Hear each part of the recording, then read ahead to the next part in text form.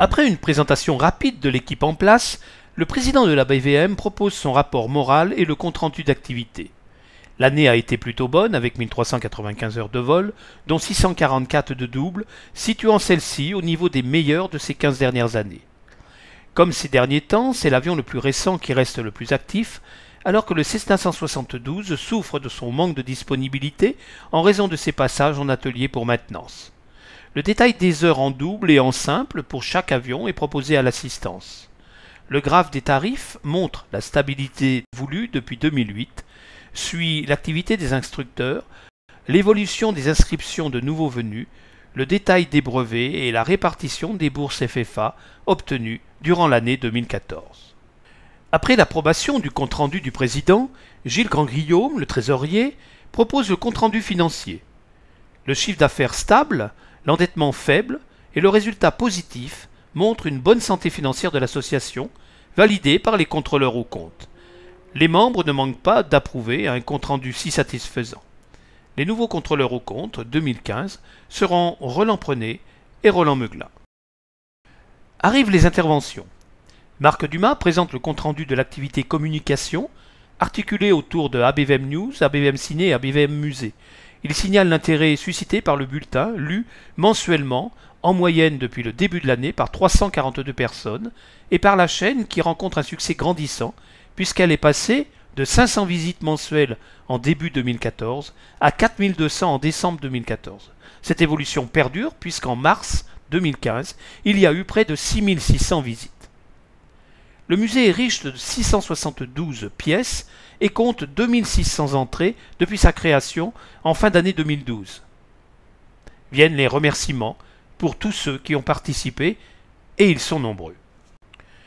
Les interventions de Sylvie Charbonnier portent sur le site, qu'elle a construit et qu'elle fait évoluer en permanence, sur la mécanique et sur la théo. Elle propose une revue des moyens mis à disposition des membres pour retrouver les documents avions. Pour la mécanique, elle propose une étude des coûts et prix de revient.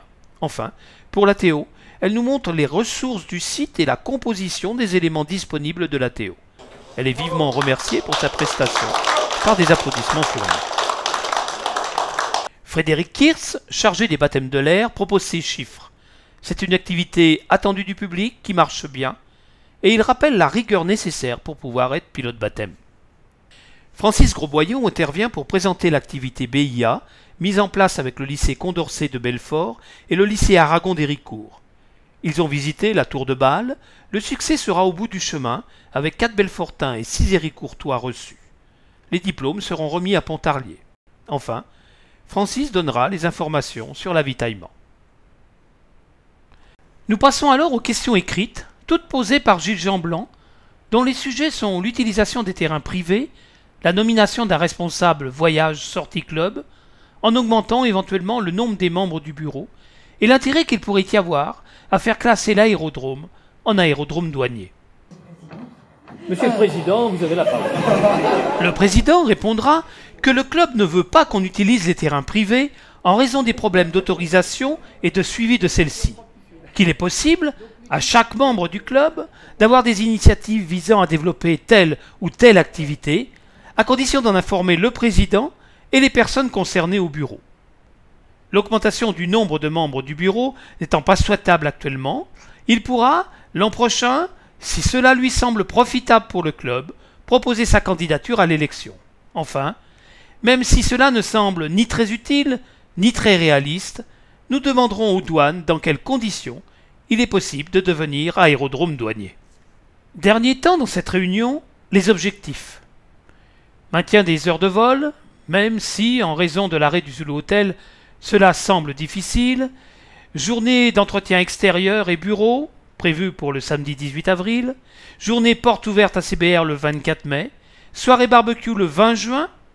Journée porte ouverte FFA les 12 et 13 septembre. Travaux de rénovation du bâtiment, façade ouest du club. Enfin, rénovation du Delta Victor pour l'hiver prochain.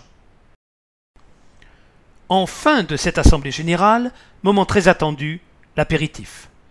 Il sera servi sur place, c'est l'occasion de profiter d'un agréable moment entre amis. À l'issue de celui-ci, pour ceux qui auront réservé, un repas est proposé.